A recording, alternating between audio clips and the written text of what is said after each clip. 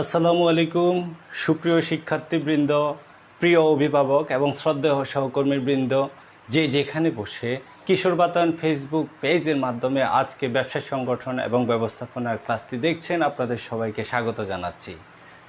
বিশেষ করে সুপ্রিয় শিক্ষার্থীবৃন্দ, যেটা হচ্ছে যে আমাদের 2020-21 শিক্ষাবর্ষের শিক্ষার্থী, একাদশ শ্রেণীর শিক্ষার্থী যারা দুর্ভাগ্যবশত আজকে শ্রেণীকক্ষে গিয়ে কলেজে গিয়ে ক্লাসটি করতে পারছে না, তাদের জন্য গণপ্রজাতন্ত্রী বাংলাদেশ সরকারের শিক্ষা উদ্যোগী হিসেবে, ডিজিটাল উদ্যোগ হিসেবে প্রধানমন্ত্রীর কার্যালয়ে সরাসরি তত্ত্বাবধানে অ্যাক্সেস টু ইনফরমেশান, মাধ্যমিক ও উচ্চশিক্ষা অধিদপ্তর, গণপ্রজাতন্ত্রী বাংলাদেশ সরকারের শিক্ষা মন্ত্রণালয় এবং মাধ্যমিক ও উচ্চ মাধ্যমিক শিক্ষা বোর্ড ঢাকার তত্ত্বাবধানে যৌথ প্রযোজনায় তাদের সবার সম্মিলিত একটি প্রয়াস হচ্ছে কিশোর বাতায়ন। আর কিশোর বাতায়নের পক্ষ থেকে এই কোভিড-19 মহামারীর এই ক্রান্তিকালীন সময়ে আপনাদের এবং আমার প্রিয় শিক্ষার্থীদের ঘরে ঘরে তাদের কাছে ক্লাস পৌঁছে দেওয়ার ব্যবস্থা করেছে গণপ্রজাতন্ত্রী বাংলাদেশ সরকার, এবং সেই উদ্যোগটা কিন্তু যে বাস্তবায়িত করছে কিশোর বাতায়নের একজাক তরুণ একটা টিম। সুতরাং তাদের জন্য আমাদের শুভেচ্ছা থাকবে, অভিনন্দন থাকবে এবং ধন্যবাদ থাকবে। তো সুপ্রিয় শিক্ষার্থীবৃন্দ, তোমরা আজকে ব্যবসা সংগঠন এবং ব্যবস্থাপনার ক্লাসে তো জটফট প্রস্তুত হয়ে নাও, সবাই হাতে কাগজ কলম নিয়ে বসে যাও। আমাদের ক্লাস শুরু হয়ে গেল ভার্চুয়াল ক্লাসরুমে। হ্যাঁ, তার আগে আমি একটু দেখছি যে তোমরা কারা কারা ইতিমধ্যে ক্লাসে যোগ দিয়েছ, আমি একটু দেখছি। আর যারা ইতিমধ্যে যোগ দিয়েছ তোমরা একটু কমেন্ট বক্সে লিখো তোমরা কে কোন কলেজ থেকে, কোথায় থেকে এই ক্লাসটি দেখছো, তোমাদের কাছে কেমন লাগছে অথবা তোমাদের প্রত্যাশা কী। আর একটা রিকোয়েস্ট, সেটা হচ্ছে এখনই শেয়ার করে তোমাদের বন্ধুদেরকে জানিয়ে দাও, তোমাদের টাইমলাইনে শেয়ার করো, শুধু একটা বাটন প্রেস করো এবং বন্ধুদেরকে জানিয়ে দাও। কারণ আমরা চাই না, গণপ্রজাতন্ত্রী বাংলাদেশ সরকার শিক্ষা মন্ত্রণালয় চায় না যে একটি শিক্ষার্থীও, একাদশ শ্রেণীর একটি শিক্ষার্থীও কিশোর বাতায়নের এই ফেসবুক পেজের এই অনলাইন ক্লাস অর্থাৎ ভার্চুয়াল ক্লাস থেকে যাতে দূরে না থাকে। কারণ শিক্ষা সবার অধিকার, সবার দোরগোড়ায় আমরা শিক্ষা পৌঁছে দিতে চাই। কোভিড মহামারীর কারণে কিন্তু যে আমরা এখন, তোমরা তোমাদের ঘরে, আমরা আমাদের ঘরে আছি, এবং এটাই হচ্ছে স্টে হোম স্টে সেফ, এটাই হচ্ছে বিশ্ব স্বাস্থ্য সংস্থার একমাত্র প্রেসক্রিপশান কোভিড মহামারী থেকে রক্ষা পাওয়ার জন্য, এই সংক্রামক ব্যাধি থেকে। আল্লাহ আমাদের সবাইকে হেফাজত করুক। তো সুতরাং তোমাদের যে সকল বন্ধুরা হয়তোবা কেউ জানে না অথবা সে জানতো ভুলে গেছে, তুমি যদি এখন শেয়ার করো, তোমার টাইমলাইনে যদি কিশোর বাতায়নের ফেসবুক যদি সরাসরি যদি লাল বাটনে যদি সেটা দেখা যায়, তোমার বন্ধুরা সেই ক্লাসটা করতে পারবে এবং তারা উপকৃত হবে, এবং সবচেয়ে উপকৃত হবে কিশোর বাতায়নের প্রচেষ্টা সার্থক হবে আমরা। তো তোমরা একটু শেয়ার করো এবং শেয়ার করে ডান লিখো, DONE ডান লিখো। আমি দেখব যে কে কে তোমরা ইতিমধ্যে শেয়ার করেছো, দেখছি। হ্যাঁ, ইতিমধ্যে আমরা 100 শতাধিক শিক্ষার্থী আমাদের সাথে যোগ দিয়েছে, আমরা দেখতে পাচ্ছি। তোমাদের সবাইকে স্বাগত জানাচ্ছি। আলাউদ্দিন গাজীপুর গভর্নমেন্ট মহিলা কলেজ থেকে, Shafiq Kumar Satkhira government college, Mushrikat Muna Chandpur government girls college, Sirajum Namira Viqarunnisa Noon school and college, Prithvi Ghosh government Shaheed Suhrawardy college. হ্যাঁ, অনেক ধন্যবাদ তোমাদেরকে। বাদশাহ রহিম পঞ্চগড় থেকে, হ্যাঁ, আমাদের এই বন্ধুটির জন্য আসলে যে অনেক শুভকামনা থাকবে। আর অর্ণব দেবনাথ ওরূপ ও আসছে বিশাল কর সোমনী সরকারি এসএ কলেজ থেকে, রাকিবুল হাসান মুন্না, রোটন সরকার আসছে, তিথি রানী সরকার কুমিল্লা গভর্নমেন্ট উইমেন্স কলেজ থেকে, অনেক ধন্যবাদ, তুমি আমার খুব কাছাকাছি।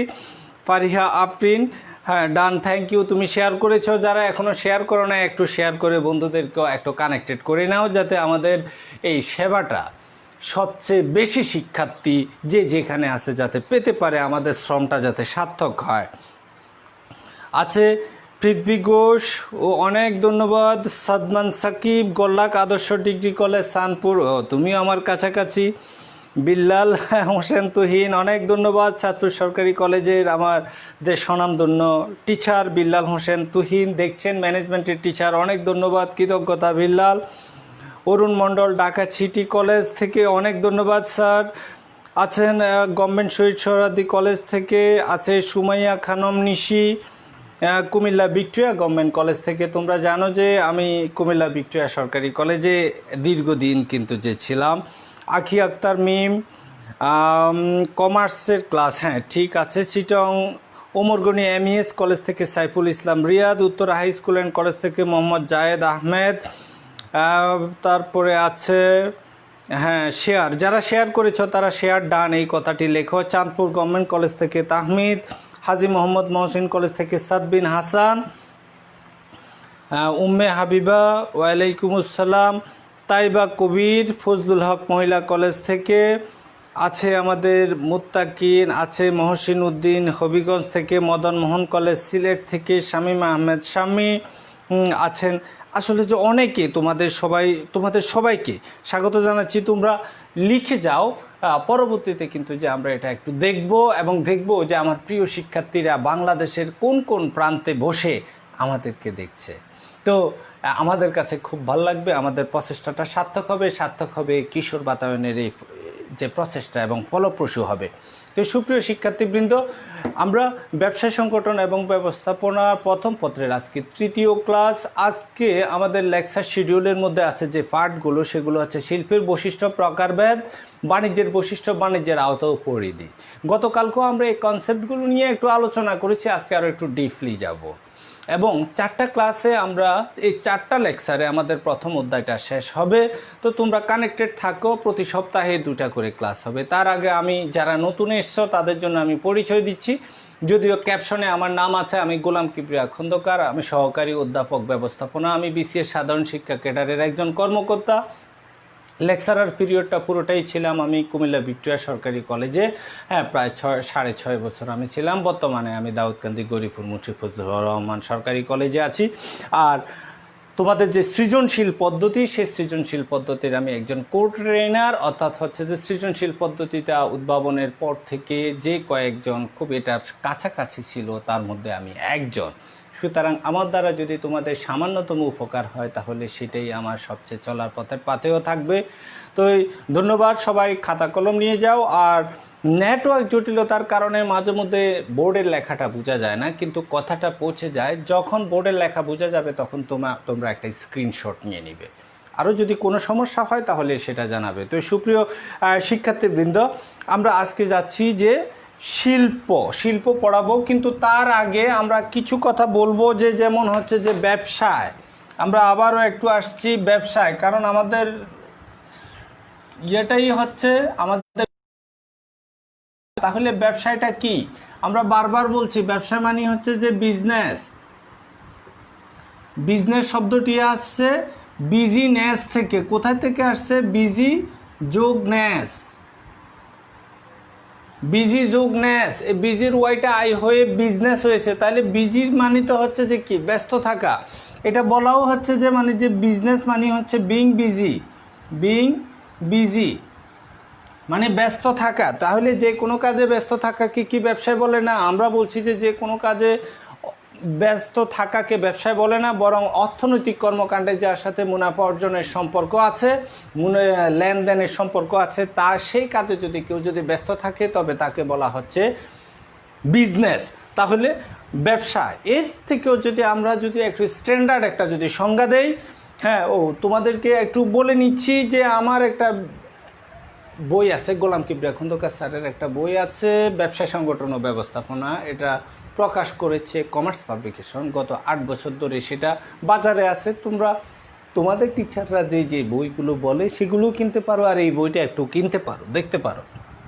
তাহলে ব্যবসায় কি? তাহলে ব্যবসায় হচ্ছে মুনাফা অর্জনের উদ্দেশ্যে বৈধ উপায়ে পণ্য ও সেবার উৎপাদন। মুনাফা অর্জনের উদ্দেশ্যে বৈধ উপায়ে পণ্য ও সেবার উৎপাদন। পণ্য ও সেবা।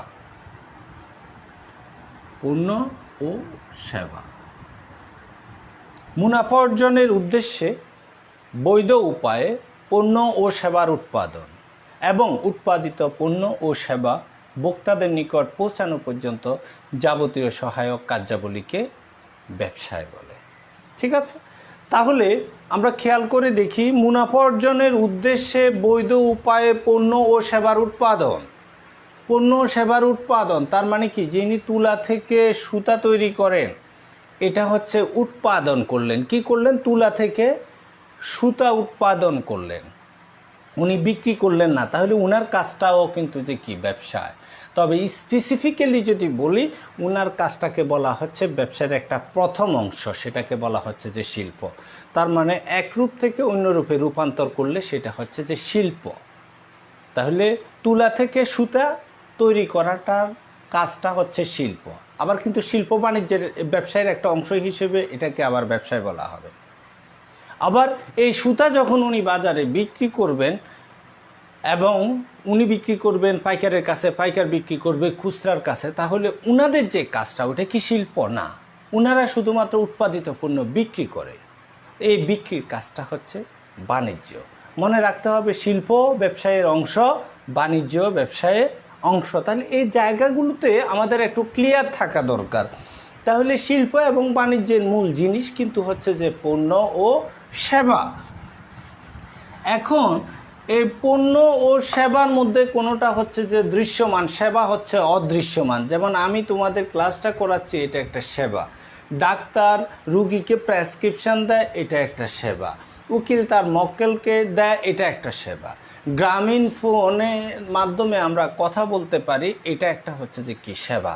কিন্তু এই সেবাগুলো যখন অর্থের বিনিময়ে মুনাফা অর্জনের উদ্দেশ্যে দেয়া হয়, তাহলে সেটা হচ্ছে ব্যবসায়। আর মুনাফা অর্জনের উদ্দেশ্য ছাড়া যদি দেয়া হয়, তাহলে সেটা শুধুই সেবা। যেমন মা তার সন্তানকে সার্ভিস দেয়, দুধ খাওয়ায়, তাকে লালন পালন করে, কিন্তু এর জন্য কিন্তু যে টাকা নেয় না, সেহেতু এই সেবাটা, মায়ের সেবাটা কিন্তু ব্যবসায় নয়। কিবরিয়া স্যার তোমাদেরকে আজকে ক্লাস নিচ্ছে, কিন্তু কোনো টাকার বিনিময়ে নয়, তোমাদের থেকে কোনো টাকা নেওয়া হচ্ছে না, তার মানে এই সেবাটা ব্যবসায় নয়। তাইলে কোন সেবাটা ব্যবসায়? সেটা হচ্ছে কোনো স্যার যদি বাসায় প্রাইভেট পড়ায়, আর তুমি সেখানে গিয়ে যদি টাকার বিনিময়ে ওনার কাছ থেকে যদি সেবাটা কিনে আনো, কোনো ডাক্তার যদি সরকারি হাসপাতাল না প্রাইভেট হাসপাতালে বসে যদি তোমাকে সেবা দেয়, আর তার বিনিময়ে যদি তুমি তাকে 500 বা 1000 টাকা দাও, অথবা কোনো নার্স যখন অর্থের বিনিময়ে তোমাকে প্রাইভেট হাসপাতালে সেবা দেয় এবং টাকার বিনিময়ে, এই সকল সেবাগুলো হচ্ছে ব্যবসায়। তাহলে আমরা বুঝে গেলাম কোন সেবা ব্যবসায় অথবা কোন সেবা। তাহলে সেবাও কিন্তু যে ক্রয় বিক্রয় চলে, আবার দ্রব্য তথা পণ্যও কিন্তু যে কি, ক্রয় বিক্রয় চলে। এটা একটা, যেটা আমরা দেখতে পাই এটাকে বলে দ্রব্য, গুডস। আর যেটা দেখতে পাই না কিন্তু তার আছে, উপযোগ আছে, অভাব পূরণের ক্ষমতা আছে, সেটাকে আমরা বলছি কি, বলছি আমরা সেটাকে আমরা বলছি সেবা। চলো আজকে আমরা যেটা করব সেটা হচ্ছে ব্যবসায়ের দুটা পার্ট। ব্যবসায়ের দুটা পার্ট গুরুত্বপূর্ণ। একটা হচ্ছে শিল্প, আরেকটা হচ্ছে বাণিজ্য। এই দুটা হচ্ছে যে খুব গুরুত্বপূর্ণ ব্যবসায়ের।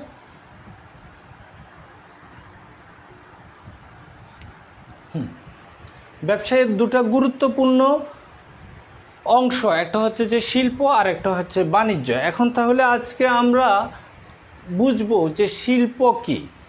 আমার কথার মধ্যে অনেকগুলো গুরুত্বপূর্ণ এমসিকিউ প্রশ্ন আসবে, সেগুলো তোমরা একটু লিখে নিতে চেষ্টা করবে অথবা মেমোরির মধ্যে সেট করতে চেষ্টা করবে। উৎপাদনের বাহনকে শিল্প বলে। শিল্প কাকে বলে? উৎপাদনের বাহনকে শিল্প বলে। অথবা উপযোগ সৃষ্টির প্রক্রিয়াকে কি বলে? শিল্প বলে। তাহলে শিল্প কাকে বলে? নর্মালি হচ্ছে শিল্পের সংজ্ঞা হচ্ছে উৎপাদনের কাজকে শিল্প বলে। কি? উৎপাদনের কাজকে, তাহলে উৎপাদনের কাজকে শিল্প বলে। শিল্প কাকে বলে বারবার বলছি, কারণ এগুলো থেকে প্রশ্ন আসে। উৎপাদনের কাজকে শিল্প বলে। তাহলে উৎপাদন কি? তাহলে উৎপাদনের কাজকে শিল্প বলে। উৎপাদন কি? নর্মালি আমাদের কাছে মনে হয় প্রকৃতি উৎপাদন বলতে নতুন কোনো কিছু সৃষ্টি করা বোঝায়, কিন্তু মানুষ নতুন কোনো কিছুই সৃষ্টি করতে পারে না। তাহলে উৎপাদনের সংজ্ঞাটা কি হবে?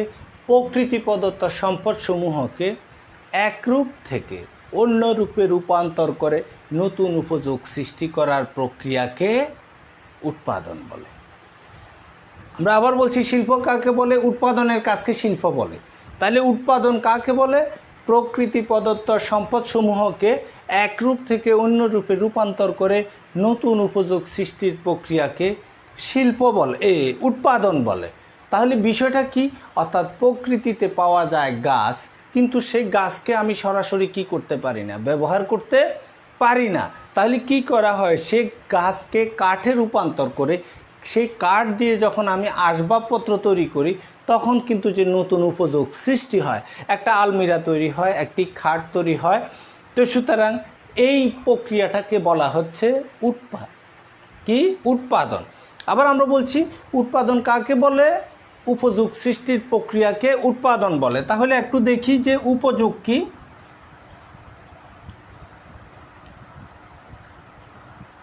উপযোগ, ইউটিলিটি।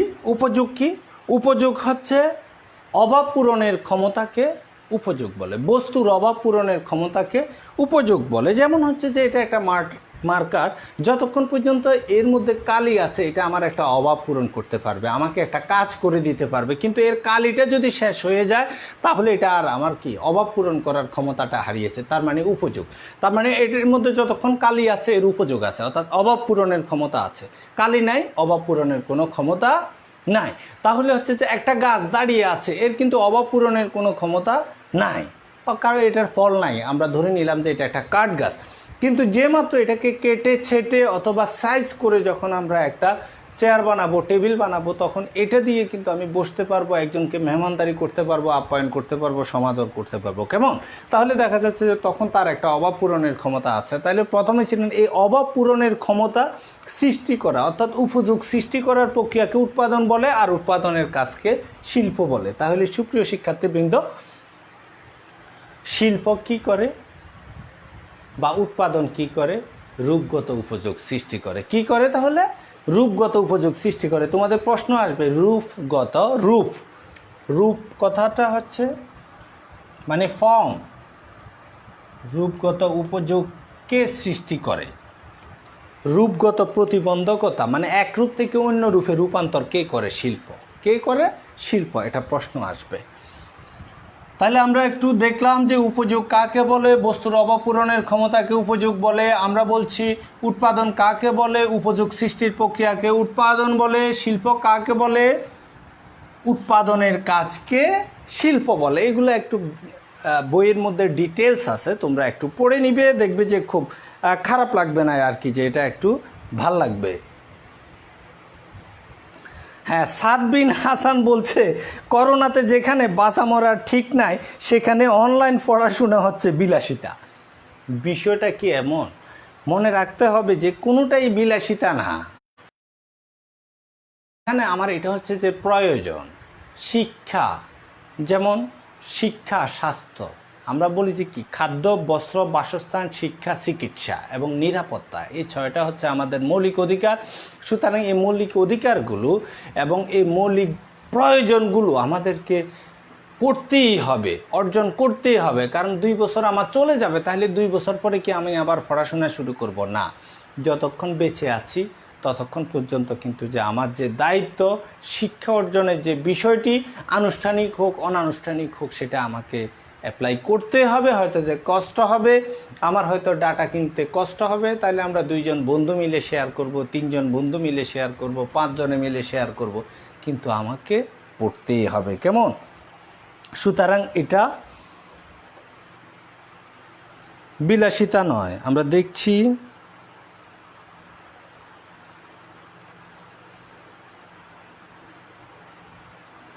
হ্যাঁ, কোনো কিছুর অভাব পূরণের ক্ষমতাকে উপযোগ বলে, এটা বলছে মুশরেকাত মুনা, খুব ভালো। হ্যাঁ, শিল্পকে উৎপাদনের বাহন বলা হয়। এই কথাগুলো তোমরা একটু শিখে নিতে হবে। বোলা জেলা চর ফ্যাশন কলেজ থেকে ইয়ামিন, অনেক ধন্যবাদ তোমাকে। ইমরান হোসেন, ইউসুফ আলী ইউপো, ক্যান্টনমেন্ট কলেজ যশোর থেকে আমাদের মোহাম্মদ শামীম হোসেন, সে আমাদের দ্বাদশের শিক্ষার্থী। অনেক ধন্যবাদ, তোমাকে স্বাগত জানাচ্ছি। আমরা আছি, আলহামদুলিল্লাহ ভালো আছি। দনিয়া ইউনিভার্সিটি কলেজ থেকে নুসরাত জাহান,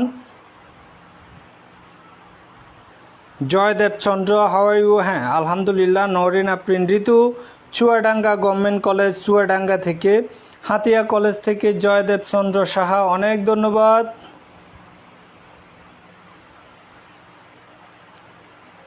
রামু সরকারি কলেজ থেকে কক্সবাজার থেকে Abdul Aziz,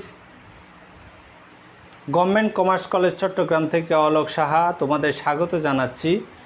Mymensingh agriculture university college থেকে মোহাম্মদ হাবিব, অনেক ধন্যবাদ, স্বাগত। সোনাইমুড়ি গভর্নমেন্ট কলেজ থেকে তাসপ্রিয়া সুলতানা, স্বাগত জানাচ্ছি। হ্যাঁ, মোহাম্মদ আব্দুল জাহের স্যার, আমার শ্রদ্ধেয় অধ্যক্ষ স্যার, আমাদের গরিপুর মুন্সি ফজলুর রহমান সরকারি কলেজের অধ্যক্ষ স্যার কিন্তু যে দেখছেন, স্যারকে আমরা স্বাগত জানাচ্ছি। অনেক ধন্যবাদ স্যার, আপনি সুস্থ থাকবেন, ভালো থাকবেন। আপনাকে আমার প্রিয় শিক্ষার্থীরা, তোমরা সবাই আমার এই প্রিন্সিপাল স্যারের জন্য দোয়া করবে। কাজী জামান সোনাইমুড়ি গভর্নমেন্ট কলেজ থেকে, হ্যাঁ মাসুদ মজুমদার স্যার, উনি বরুড়া জলম কলেজের শিক্ষক এবং আমার প্রিয়ভাজন একজন ব্যক্তি, উনি দেখতেছেন। মাসুদ স্যার, আপনাকে অনেক ধন্যবাদ এবং কৃতজ্ঞতা জানাচ্ছি এটা দেখার জন্য। খাগড়াছড়ি গভর্নমেন্ট কলেজ থেকে কালেঞ্জয় ত্রিপুরা, হাজী মোহাম্মদ মহসিন কলেজ থেকে আফিফা জামান, আফিফা তাবাসসুম হলিক্রস কলেজ থেকে, হ্যাঁ তোমাদের স্বাগত জানাচ্ছি। যারা এখনও শেয়ার করো না, একটু শেয়ার করে দাও, এমন কৃপণতা করলে তো হবে না। চট্টগ্রাম থেকে Azad Kamrul Hasan, Junaid Ahmed Uttar high school and college, SJ Alin, Ayat Niha,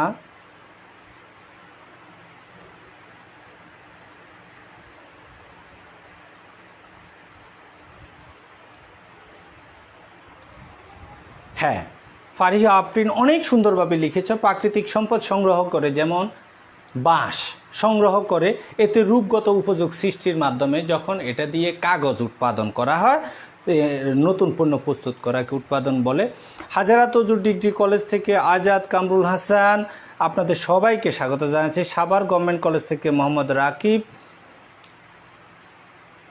হ্যাঁ কাসফি আলী, হ্যাঁ প্রথম চ্যাপ্টারটাই কিন্তু যে পড়াচ্ছি। সোমনি গভর্নমেন্ট এসএ কলেজ থেকে রাজু আহমেদ, তোমাদের সবাইকে স্বাগত জানাচ্ছি। তাহলে যারা এর মধ্যে এখনও শেয়ার করো নাই, শেয়ার করো। তাহলে আমরা চাই যে যত বেশি শিক্ষার্থীকে এঙ্গেজ করা যায়। হয়তো সে এখন দেখবে না, পরবর্তীতে দেখবে, কারণ লাইভ ক্লাসে আমাদের ক্লাসটা থেকে যাবে। তো সুপ্রিয় শিক্ষার্থীবৃন্দ, এবারে আমরা চাই যে একটু শিল্পের বৈশিষ্ট্যগুলো কি কি, শিল্প কি। তাহলে শিল্প তো আমরা বলছি উৎপাদনের কাজকে শিল্প বলে, উৎপাদনের বাহনকে শিল্প বলে। শিল্প মানে প্রকৃতি প্রদত্ত সম্পদগুলোকে এক রূপ থেকে অন্য রূপে রূপান্তর করে নতুন উপযোগ সৃষ্টি করার প্রক্রিয়াকে শিল্প বলে। আমরা বলছি যে শিল্প রূপগত উপযোগ সৃষ্টি করে, অর্থাৎ রূপগত বাধাটা দূর করে। অর্থাৎ ছিল বাঁশ, হয়ে গেছে এটা কাগজ, ছিল কাঠ, হয়ে গেছে সেটা আসবাবপত্র, তাহলে থাকে যে সেটাকে বলা হচ্ছে আমরা শিল্প, এবং ইংরেজিতে এটাকে বলা হয় ইন্ডাস্ট্রি। কি বলা হয়? ইন্ডাস্ট্রি। নর্মালি আমরা ইন্ডাস্ট্রি বলতে একটা ঘরকে বুঝি, কিন্তু আসলে ওই ঘরটাকে, যেখানে ইন্ডাস্ট্রির কার্যক্রম চলে, সেই ঘরটাকে বলে ফ্যাক্টরি। এটা হচ্ছে আমাদের একটা মূল টার্মটা হচ্ছে যে ইন্ডাস্ট্রি হচ্ছে শিল্প। এটা প্রসেসিংয়ের প্রক্রিয়াটার নাম হচ্ছে, এক রূপ থেকে অন্য রূপে রূপান্তরের যে প্রক্রিয়াটাকে বলে ইন্ডাস্ট্রি। আর প্রক্রিয়াটা যে ঘরের মধ্যে, যে শেডের মধ্যে হয়, সেটাকে ইন্ডাস্ট্রি বলে না, সেটাকে বলা হচ্ছে ফ্যাক্টরি, কারখানা। তাহলে কারখানাতে যে কার্যক্রম চলে তাকে আমরা ইন্ডাস্ট্রি তথা শিল্প বলি, অথবা উৎপাদন বলি, ম্যানুফ্যাকচারিং, অথবা এটাকে আমরা উপযোগ সৃষ্টির প্রক্রিয়া বলি, অর্থাৎ যেটাকে আমরা বলি যে ইউটিলিটি। এখন শিল্পের বৈশিষ্ট্য কি কি? শিল্পের বৈশিষ্ট্য হচ্ছে এটি উৎপাদনের সাথে সম্পৃক্ত। তাহলে শিল্পের এটা একটি বৈশিষ্ট্য, তোমরা পাঠ্য বইয়ের মধ্যে একটি দেখবে। 2, শিল্প কি? এটি উপযোগ সৃষ্টির প্রক্রিয়া। তাহলে উপযোগ কি? অভাব পূরণের ক্ষমতা। অভাব পূরণের ক্ষমতা, যতক্ষণ পর্যন্ত এটাতে কালি আছে ততক্ষণ পর্যন্ত উপযোগ আছে, অভাব পূরণের ক্ষমতা আছে। কালি নাই, উপযোগ শেষ, এর অভাব পূরণের ক্ষমতা নেই। ঝুঁকি শিল্পের আরেকটা কার্যক্রম বৈশিষ্ট্য হচ্ছে যে এর মধ্যে কি আছে, ঝুঁকি আছে। ব্যবসায় মানেই ঝুঁকি আছে, অর্থাৎ ঝুঁকি মানে হচ্ছে যে এখানে লাভও হতে পারে অথবা লসও হতে পারে। মনে রাখতে হবে যে শিল্পটা কিন্তু একটি সৃজনশীল কাজ। সৃজনশীল মানে creativity. Creativity means bring out something new into existence. যে জিনিসটা আগে ছিল না সেটাকে নতুন নিয়ে আসাটার নামে হচ্ছে ক্রিয়েটিভিটি। চিন্তা করে দেখো, তুমি যখন বাইতুল মোকাররমের রাস্তা দিয়ে হাঁটবে অথবা নিউ মার্কেটের রাস্তা দিয়ে হাঁটবে, চাইনিজরা কত সুন্দর সুন্দর জিনিস তৈরি করে দিছে। তুমি কিন্তু যে চিন্তাও করো না যে এই জিনিসটা কিনবে, অথবা তোমার এটার অভাবও ছিল না, দেখার পরে মনে হয়েছে যে না ঠিক আছে এই জিনিসটা আমি কিনি। তাহলে দেখা যাচ্ছে যে কিসের মাধ্যমে এই উৎপাদনটা হলো? শিল্পের মাধ্যমে। তাহলে শিল্পটা হচ্ছে একটা সৃজনশীল কাজ, এটি একটি কেন্দ্রীভূত কাজ। কেন্দ্রীভূত মানে যেমন এই যে ক্লাসটা আমি কিন্তু যে ঘরে আছি, যারা সার্ভিস পাচ্ছে তারা বিভিন্ন জায়গায় বিকেন্দ্রীভূত, কিন্তু কিবরিয়া স্যার কিন্তু কেন্দ্রীভূত, এক জায়গায় আছেন, সেন্টার্ড। ঠিক তেমনটাই উৎপাদনের কাজটা অর্থাৎ শিল্পের কাজটা একটা কারখানার মধ্যে কেন্দ্রীভূত থাকে, কিন্তু এর বিক্রির কাজটা চলে সারা দেশে তথা সারা পৃথিবীতে। যেমন চাইনিজ পণ্য সারা পৃথিবীতে চলে, তাহলে এটা একটা কেন্দ্রীভূত কাজ। এবং এটাকে বলা হয় যে ব্যবসায়ের প্রথম ধাপ। কি? শিল্পটা হচ্ছে ব্যবসায়, কারণ উৎপাদন না হলে তো তুমি কিভাবে বিক্রি করবা? তাহলে বিক্রি করতে হলে আগে উৎপাদন লাগবে। তাহলে শিল্প হচ্ছে ব্যবসায়ের প্রথম ধাপ। এইবার আমরা যদি একটু দেখি, বিভিন্ন ধরনের শিল্প আছে। কি আছে? বিভিন্ন ধরনের শিল্প। কি কি শিল্প আছে? গতকালকেও কিন্তু যে আমরা বলেছি যে বেশ কয়েক ধরনের শিল্প আছে। প্রথমে হচ্ছে যে যেমন প্রজনন শিল্প। কি? প্রজনন। এখন প্রজনন শিল্প হচ্ছে জনন প্রক্রিয়ায় অর্থাৎ জন্মদানের প্রক্রিয়া, একটা গাছ থেকে আরেকটা গাছ, একটা ডিম থেকে একটা মুরগি, একটা ডিম থেকে একটা মাছ। এই যে হ্যাসারি অথবা হচ্ছে যে চিংড়ির ঘের অথবা হচ্ছে যে নার্সারি, এগুলোর মাধ্যমে কিন্তু যে ব্যবসা করা হয়, এখানে প্রোডাকশন করা হয়, কলম দিয়ে নতুন গাছ তৈরি করা হয়। তাহলে এই যে জনন প্রক্রিয়ায় যে নতুন উপযোগ সৃষ্টি করা হচ্ছে, যে প্রক্রিয়া, সেই শিল্পটাকে বলা হচ্ছে প্রজনন শিল্প। তাহলে প্রজনন শিল্পের উদাহরণ হচ্ছে যে নার্সারি, হ্যাচারি, মানে যে চারা উৎপাদনের প্রক্রিয়া অথবা হচ্ছে বীজ উৎপাদনের যে প্রক্রিয়াগুলো, এগুলোকে আমরা বলছি যে প্রজনন শিল্প। এখানে আছে নিষ্কাশন। কি আছে? নিষ্কাশন শিল্প। তাহলে নিষ্কাশন শিল্প কি? যেমন বনে কাঠ আছে, সেখান থেকে আমি কাঠ সংগ্রহ করলাম। বনে মৌমাছিরা বাসা করে আছে, সেখান থেকে আমি মধু সংগ্রহ করলাম, মোম সংগ্রহ করলাম, অথবা বাঁশ সংগ্রহ করলাম, বেত সংগ্রহ করলাম, অনেক কিছু বন থেকে। অথবা গাছ থেকে আমি ফল সংগ্রহ করলাম, ফলের বাগান থেকে ফুল সংগ্রহ করলাম, অথবা পুকুর থেকে মাছ সংগ্রহ করলাম, নদী থেকে বালি অথবা খনি থেকে আমি তেল উৎপাদন করলাম, তুলে নিয়ে আসলাম। তাহলে যেটা প্রকৃতিতে একভাবে ছিল সেখান থেকে শুধুমাত্র নিয়ে আসা, কোনো রূপ পরিবর্তন করা হচ্ছে না, এটাকে বলা হচ্ছে নিষ্কাশন শিল্প। এখান থেকে প্রশ্ন আসে কেমন? এবারে হচ্ছে যে নির্মাণ শিল্প। নির্মাণ যেমন পদ্মা ব্রিজ তৈরি হচ্ছে, এটা একটা নির্মাণ শিল্প। আমাদের ঢাকা চট্টগ্রাম হাইওয়ে 4 লেন হয়েছে, নির্মাণ শিল্প। আমাদের মেঘনা গোমতী এবং দাউদকান্দি সেতু হয়েছে, নির্মাণ শিল্প। অথবা আমাদের গাজীপুরে অনেকগুলো ফ্লাইওভার হয়েছে, নির্মাণ শিল্প। আমাদের কলেজগুলোতে অনেকগুলো বড় বড় আইসিটি ভবন হয়েছে, এগুলো হচ্ছে যে কি নির্মাণ শিল্প। তাহলে নির্মাণ শিল্প আমরা বুঝে গেলাম। আছে সংযোজন শিল্প। কি? সংযোজন, এটার ইংরেজি হচ্ছে অ্যাসেম্বলিং। কি? অ্যাসেম্বলিং। তাহলে সংযোজন শিল্পটা কি? যেমন চায়না এবং জাপানের অবস্থা এমন হয়েছে যে তারা যে এই মোবাইলটা তৈরি করবে, এই সময়টা তাদের নাই। তাহলে তারা কি তৈরি করে? তারা হচ্ছে যে এর যে যন্ত্রপাতিগুলো, এই যন্ত্রপাতিগুলো তৈরি করে মালয়েশিয়া অথবা ভিয়েতনামে দিয়ে দেয়।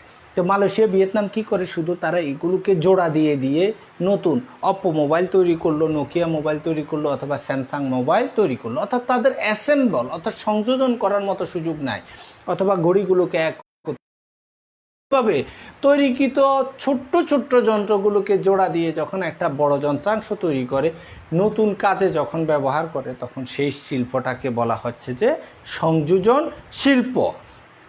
আছে আমাদের বিশ্লেষণ শিল্প। কি আছে? বিশ্লেষণ, অ্যানালিটিক্যাল।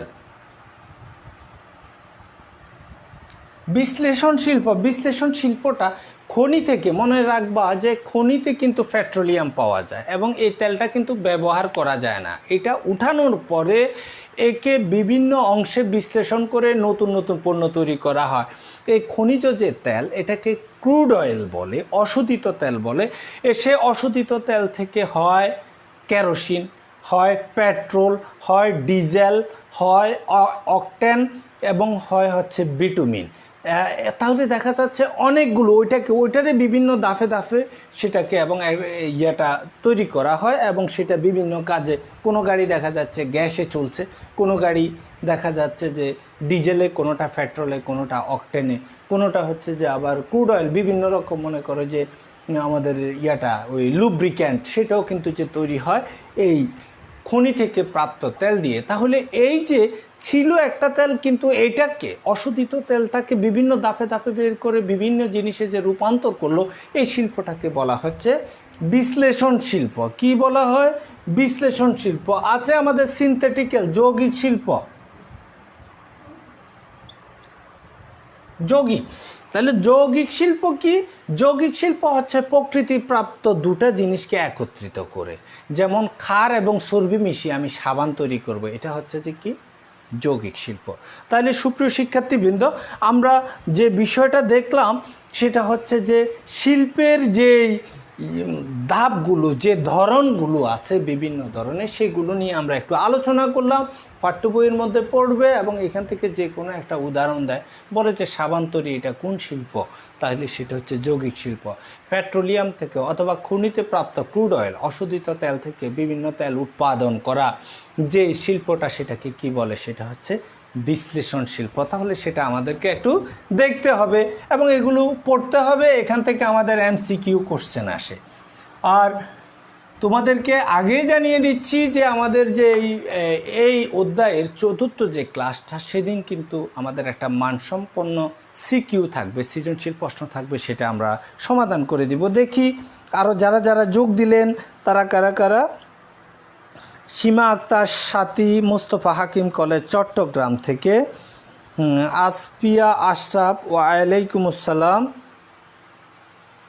হ্যাঁ, এ আর শরীফ, কোনো বইয়ে আছে কোনো বইয়ে নাই, আমি অনেকগুলো বই দেখেছি। হ্যাঁ, না ঠিকই বলছো, কিন্তু মূল কনসেপ্টটা আসলে যে সকল বইতেই আছে, কোনো উদাহরণ থাকুক বা না থাকুক, মূল কনসেপ্টটা থাকলেই তার ভিত্তিতে প্রশ্ন হতে পারে। হ্যাঁ, সাদমান সাকিব, অনেক চমৎকার বলেছ। জিনি আফরোজ, হ্যাঁ শেয়ার করেছ, অনেক ধন্যবাদ তোমাকে।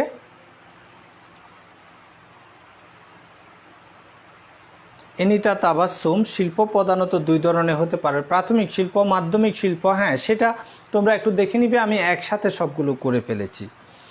হ্যাঁ, এ আর শরীফ, ক্রিয়েটিভিটি বলতে নতুন কিছু সৃষ্টি করা বোঝায়, অর্থাৎ চায়নারা দেখো যে কি কি না তৈরি করে আর কি, যে আমরা শুধু কিনি, আমরা শুধু ওদের বাণিজ্যের অংশ, আর তারা হচ্ছে ইন্ডাস্ট্রির অংশ। হ্যাঁ, মুশরিকাত মুনা, তুমি যে বলছো আর্থিক ক্ষতির সম্ভাবনাকে ঝুঁকি বলে, অনেক চমৎকার বলছো, লস হওয়ার যে সম্ভাবনা আছে। হ্যাঁ, নুসরাত জাহান, হ্যাঁ ইন্ডাস্ট্রি। মোহাম্মদ খোরশেদুল হাসান ভূঁইয়া, আমার বন্ধু, কুমিল্লা সরকারি কলেজের বাংলার প্রথিতযশা শিক্ষক, আমার বন্ধুকে এখানে আমি স্বাগত জানাচ্ছি। জেসি ইসলাম, বাকলিয়া গভর্নমেন্ট কলেজ, হ্যাঁ অনেক ধন্যবাদ। জসিম স্যার হচ্ছে তোমাদের অধ্যক্ষ স্যার, স্যারকে আমার সালাম দিবে। সিটি কলেজ চিটং থেকে মোহাম্মদ শিহাব হাসান চৌধুরী, অনেক স্বাগত জানাচ্ছি। জয়দেব চন্দ্র সাহা, হ্যাঁ অনেক ধন্যবাদ। সৈয়দা স্বপ্না আক্তার, আনন্দমোহন কলেজ ময়মনসিংহ থেকে, অনেক ধন্যবাদ, স্বাগত।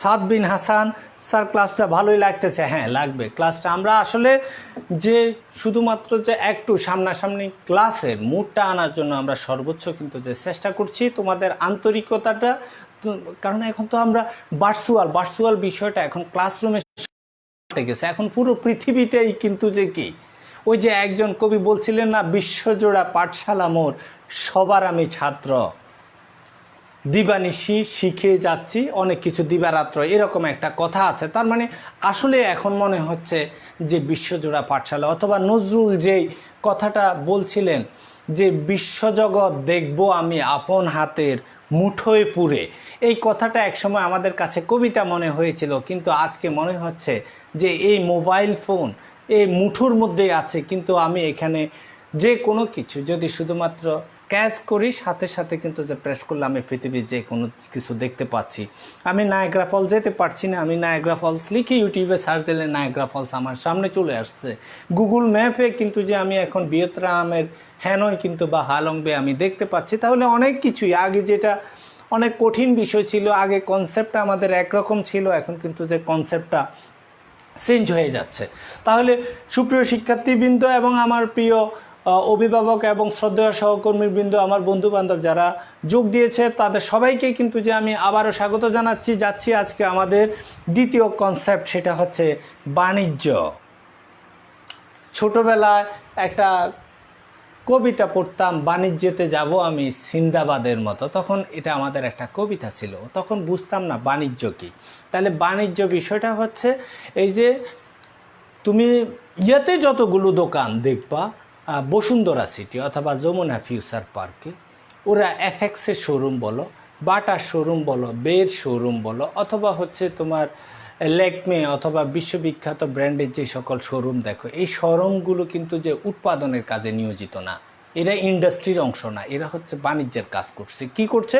বাণিজ্য, অর্থাৎ ক্রয় বিক্রয়, উৎপাদনকারীর কাছ থেকে কিনে আনছে এবং বিক্রি করছে আমাদের কাছে। তার মানে এদের কাজটা বাণিজ্য। কিন্তু আবার তুমি বসুন্ধরা সিটির ফুড কোর্টে যদি যাও, সেখানে দেখবা তুমি গিয়ে যখন একটা পিৎজার অর্ডার দিলা, তাহলে তিনি আধা ঘন্টা সময় নিলেন, এই আধা ঘন্টার মধ্যে তৈরি করে দিলেন। পিৎজা হিসেবে কিন্তু দোকানে ছিল না, কিন্তু উনি নতুনভাবে আটা, ময়দা অথবা অন্য ইনগ্রেডিয়েন্টসগুলো একত্রিত করে তোমাকে একটা পিৎজা 8 ইঞ্চি, 6 ইঞ্চি বা 9 ইঞ্চির একটা পিৎজা তৈরি করে দিলেন তোমার সামনে। তাহলে উনি কিন্তু রূপগত উপযোগ সৃষ্টি করলেন, তাহলে ওনার কাজটা একই সাথে ইন্ডাস্ট্রি, আবার তোমার কাছে বিক্রি করছে, সুতরাং এটা কমার্স অর্থাৎ বাণিজ্য। তাহলে উনি প্রথমত শিল্পের, ওনার কাজটা একই সাথে শিল্প, আবার একই সাথে পরবর্তীতে বাণিজ্য। তাহলে বাণিজ্য হচ্ছে ক্রয় বিক্রয়ের কাজকে বাণিজ্য বলে। এরপরেও আমরা এটা সুন্দর একটা সংজ্ঞা দিই, সেটা হচ্ছে বাণিজ্য কি? বাণিজ্য হচ্ছে উৎপাদিত পণ্য ভোক্তাদের নিকট পৌঁছানো পর্যন্ত যাবতীয় সহায়ক কার্যাবলীকে বাণিজ্য বলে, অথবা ব্যবসায়ের বন্টনকারী শাখাটাকে বাণিজ্য বলে। তাহলে বাণিজ্য হচ্ছে বন্টন, আর শিল্প হচ্ছে উৎপাদন, বাণিজ্য হচ্ছে বন্টন। কিন্তু এই বন্টন বলতে আমরা যেটাকে বন্টন ডিস্ট্রিবিউশন বলি, এটা ফি আমানি আল্লাহর ওয়াস্তে না, সেটা হচ্ছে অর্থের বিনিময়ে। অর্থাৎ আমি দোকানের মালিককে অথবা দোকানের সেলসম্যানকে 35 টাকা বা 40 টাকা বা 50 টাকা দেওয়ার পরে এই মার্কারটা আমাকে দিল, তাহলে দুইজনের মধ্যে একটা বিনিময় হলো, এটাই কিন্তু যে বন্টন। অর্থাৎ উনি যেটা করলেন সেটা ডিস্ট্রিবিউট করলেন, তবে অর্থের বিনিময়ে, এবং তিনি কিছুটা লাভও করলেন, এখানে মুনাফা আছে। সেই জন্য ওনার এই ক্রয় বিক্রয় কাজটাকেও ব্যবসায় বলে, স্পেসিফিক্যালি বাণিজ্য, কিন্তু বাণিজ্য আবার ব্যবসায়ের একটা গুরুত্বপূর্ণ অংশ। তাহলে যদি তোমাকে কখনো প্রশ্ন করে ব্যবসায়ের উৎপাদনকারী শাখাকে কি বলে? শিল্প। ব্যবসায়ের বন্টনকারী শাখাকে কি বলে? বাণিজ্য। তাহলে বাণিজ্যের কাজ হচ্ছে ক্রয় বিক্রয় করা। তো সুপ্রিয় শিক্ষার্থীবৃন্দ, উৎপাদনের বাহনকে কি বলে? তোমরা একটু 1 মিনিট সময় দিলাম, তোমরা একটু লিখে নাও, কমেন্ট বক্সে লিখো, উৎপাদনের বাহনকে বা উৎপাদনের কাজকে কি বলে? কমেন্ট বক্সে লিখো খুব দ্রুত, 1 মিনিট সময়, এটা $1 মিলিয়ন প্রশ্ন।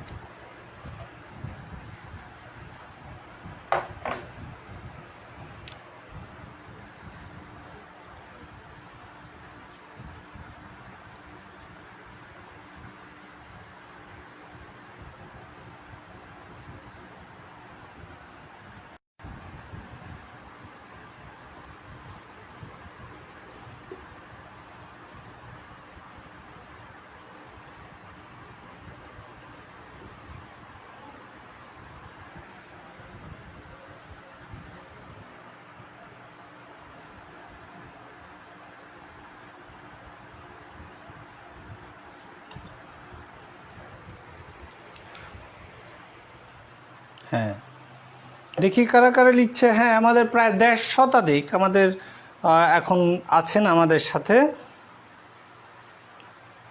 হ্যাঁ, যারা যারা সঠিক লিখেছে তাদেরকে সবাইকে অভিনন্দন।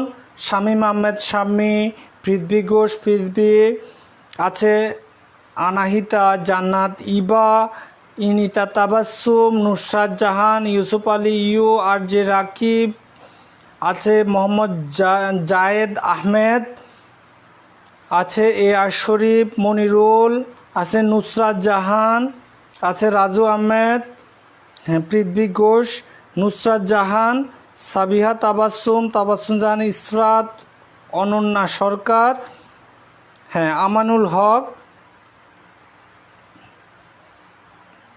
তাইবা কবির, সাদ বিন হাসান, আজাদ কামরুল হাসান, ইউসুফ আলী ইউ, রোমানা আক্তার মিম, নুসরাত জাহান, মেহেদি হাসান।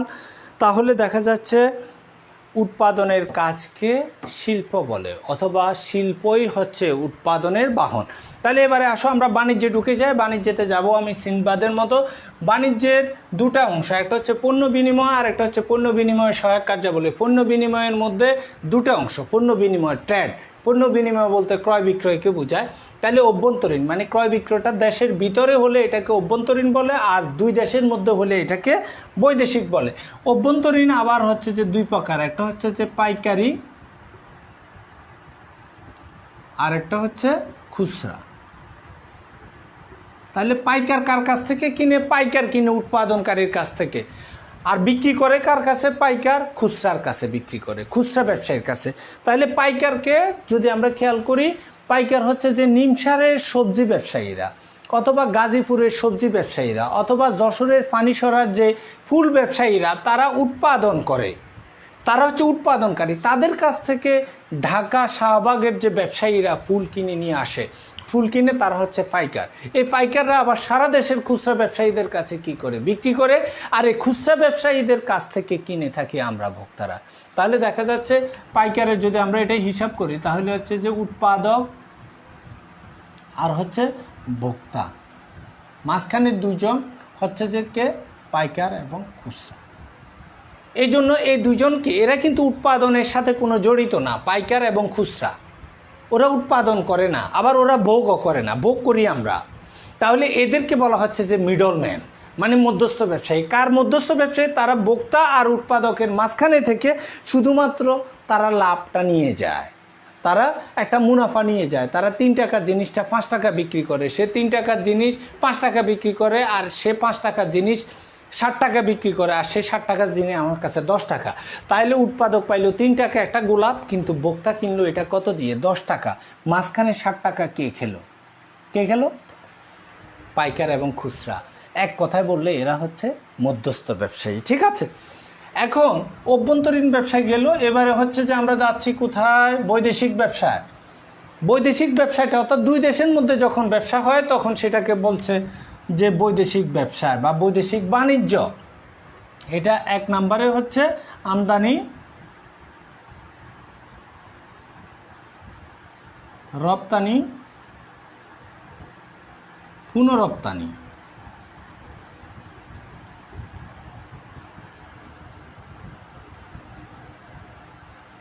পুনরপ্তানি খেয়াল করে দেখো, আমদানি যদি আমরা চায়নার থেকে ওই খেলনা জিনিসগুলো যদি আমরা কিনে নিয়ে আসি এবং দেশে যদি বিক্রি করা হয় সেটাকে বলা হচ্ছে আমদানি। আর রপ্তানি হচ্ছে আমার দেশে যে তৈরি পোশাক সেটা আমাদের দেশে উৎপাদন করে আমরা যখন ইউরোপ আমেরিকাতে বিক্রি করি, তবে সেটাকে মুনাফা অর্জনের উদ্দেশ্যে কিন্তু সবগুলো কাজ, এটাকে বলে রপ্তানি। আর পুনরপ্তানি কি? পুনরপ্তানি হচ্ছে এক দেশ থেকে আমদানি করে সেটা দেশে বিক্রি না করে যদি তৃতীয় আরেকটা দেশে যদি পাঠায়, তবে তাকে বলা হচ্ছে পুনরপ্তানি। নর্মালি পুনরপ্তানি হয়ে থাকে কেন? যে কেন তুমি হয়তো যে বলবা যে বার্মা থেকে অথবা ভারত থেকে অথবা হচ্ছে যে ইসরায়েল থেকে আমি কেন আনবো? যেমন ইসরায়েলের সাথে কোনো মুসলিম বিশ্বের, ইন্দোনেশিয়ার কিন্তু তাহলে ইসরায়েলের কোনো পণ্য ইন্দোনেশিয়ায় ঢোকার কিন্তু কি সুযোগ নাই। কিন্তু ভারতের সাথে ইন্দোনেশিয়ার সম্পর্ক আছে, ইসরায়েলেরও আছে। ভারত তখন কি করে, ভারতের ব্যবসায়ীরা ওই ইসরায়েল থেকে পণ্যটা আমদানি করে এটা প্রসেসিং করে পাঠায় দেয় কার কাছে, ইন্দোনেশিয়াতে। তাহলে দেখা যাচ্ছে দুই দেশের মধ্যে সম্পর্ক না থাকলে সাধারণত তৃতীয় দেশ আসে এবং উদ্ভব ঘটে পুনরপ্তানি নামক ব্যবসায়ের।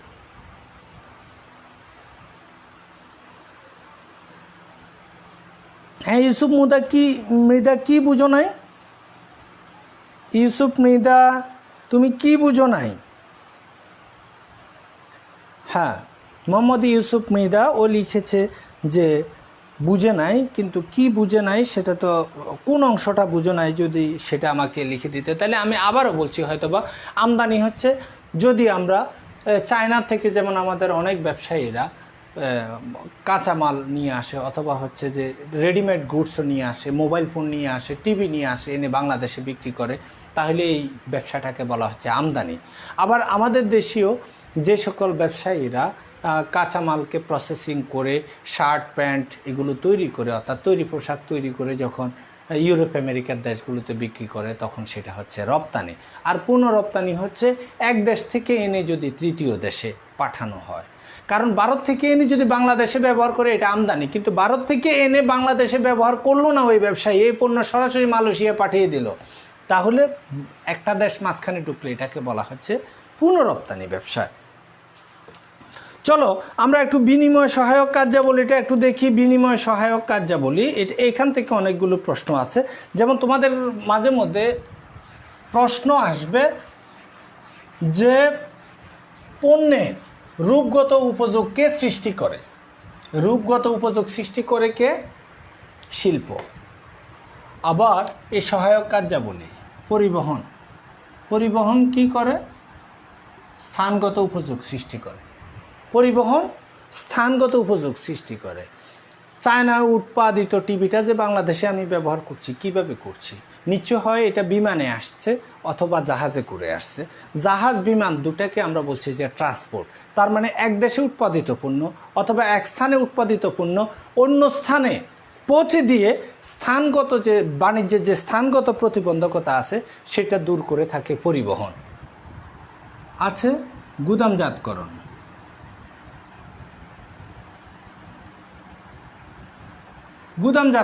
গুদামজাতকরণ বিষয়টা কি?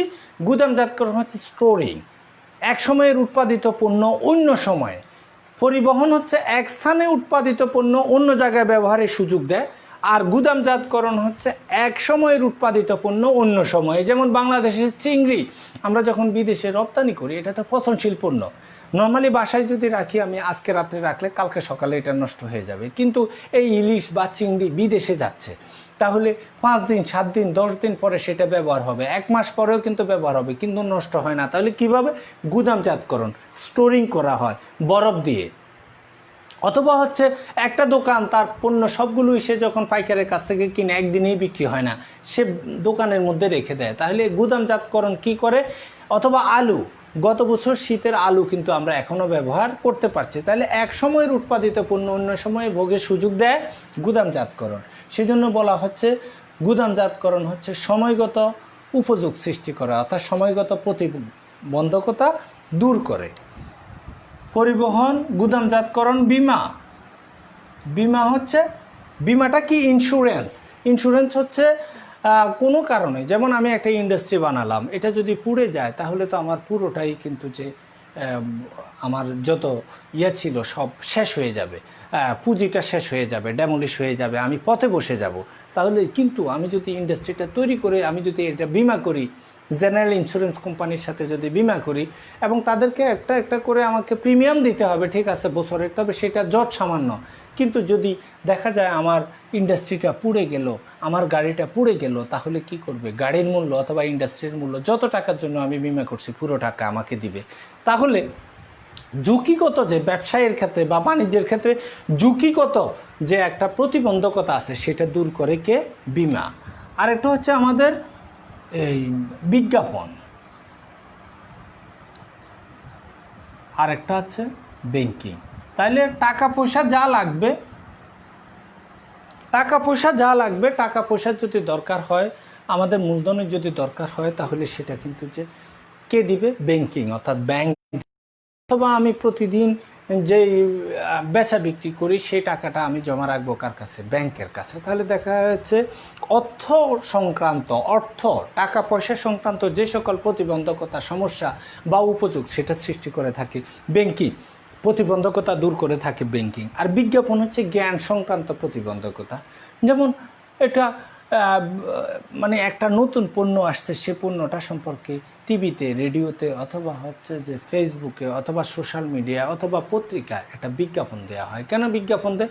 যাদের জন্য পণ্য তারা যাতে বুঝে, তখন তারা যখন বুঝে তাদের মধ্যে একটা বাজার তৈরি হয়। সে মনে করে যে হ্যাঁ, এই জিনিসটা তো আমার জন্য দরকার, তাহলে তিনি সেটা ওইখান থেকে ক্রয় করেন। কিন্তু যদি বিজ্ঞাপন না দিতেন তাহলে কি কোনো দিন আমি জানতাম যে এই পণ্যটা আমার দরকার এবং সেটা বাজারে আছে এবং আমার এটা ডিমান্ড তৈরি হয়েছে? সেটা কখনোই হতো না।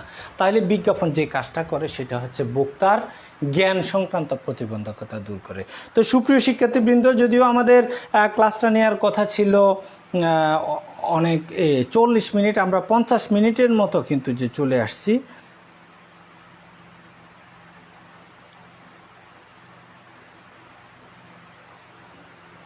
হ্যাঁ, বাদশাহ রহিম বলছো না?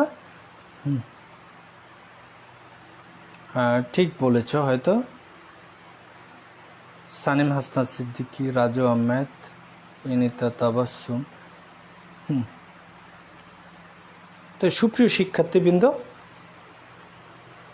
হ্যাঁ, গুদামজাতকরণ স্থানগত না, তো গুদামজাতকরণ তো হচ্ছে সময়গত উপযোগ সৃষ্টি করে। আসফিয়া আশরাফ, স্থানগত উপযোগ সৃষ্টি করে হচ্ছে পরিবহন, এক স্থানের পণ্য অন্য স্থানে যায়।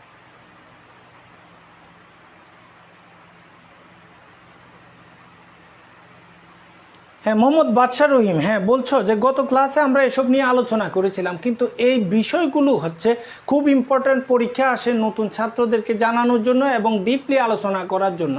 আর কিছু বেসিক জিনিসকে আমরা বারবার আলোচনা করি যাতে এই বিষয়টা আমাদের মাথার মধ্যে ঢুকে যায়। সেই জন্যই গুরুত্ব দিয়ে আজকে দ্বিতীয় ক্লাসেও কিন্তু বিস্তারিত রাখা হয়েছে। এম এ মামুন, অনেক ধন্যবাদ।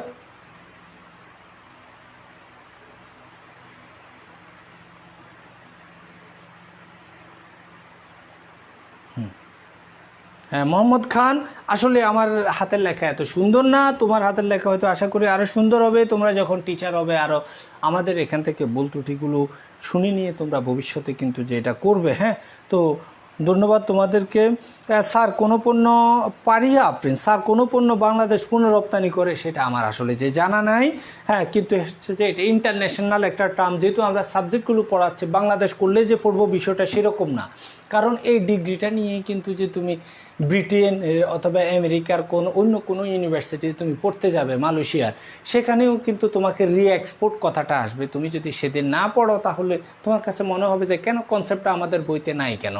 তাহলে এইগুলো কিন্তু আমাদের বইয়ের আঙ্গিকে না, শুধু ইন্টারন্যাশনাল বইয়ের ভিত্তিতে যা যা আছে কনসেপ্টের ভিত্তিতে তোমাদেরকে একটু স্বল্প পরিসরে দেওয়া হয়েছে। এর থেকে আরও বেশি পড়বে তোমরা যখন বিবিএতে যাবে, ব্যাচেলার অফ বিজনেস অ্যাডমিনিস্ট্রেশন যখন তোমরা পড়তে যাবে তখন তোমরা অনেকে হবে। তো সুপ্রিয় শিক্ষার্থীবৃন্দ, ক্লাসটা কেমন লাগলো তোমরা একটু লিখবে, তোমরা শেয়ার করবে, বন্ধুদেরকে জানাবে যে প্রতি এই সপ্তাহে 2 দিন ম্যানেজমেন্টের ক্লাস হয়। কিবরিয়া স্যার নামে একজন স্যার আছেন যে স্যার নেন, আরও একজন ম্যাডাম আছেন, ওই ম্যাডামও ক্লাস নেবেন। তো এবং অন্য কিশোর বাতায়নে কিন্তু যে শুধুমাত্র ম্যানেজমেন্ট অর্থাৎ ব্যবসা সংগঠন ব্যবস্থাপনা হয় তা না, প্রত্যেকটা সাবজেক্টই হয়। তো তোমরা কানেক্টেড থাকবে কিশোর বাতায়নের সাথে, কিশোর বাতায়নকে ভালোবাসবে, তোমরা শেয়ার করে তোমাদের বন্ধুদেরকে জানাবে, কিশোর বাতায়নের পেজে লাইক দিয়ে যাতে সংযুক্ত থাকে সেজন্য আহ্বান করবে। তোমাদের কোনো প্রত্যাশা যদি আরও থাকে, কিছু যদি বুঝতে অসুবিধা হয় তাহলে সেটা লিখবে, গঠনমূলক সমালোচনা করবে। তো ভালো থাকবে সবাই, নিরাপদ থাকবে, সুস্থ থাকবে, বাসায় কিবরিয়া স্যারের জন্য দোয়া করবা। আমি নিজেও তোমাদের সবার জন্য দোয়া করি। আল্লাহ হাফেজ।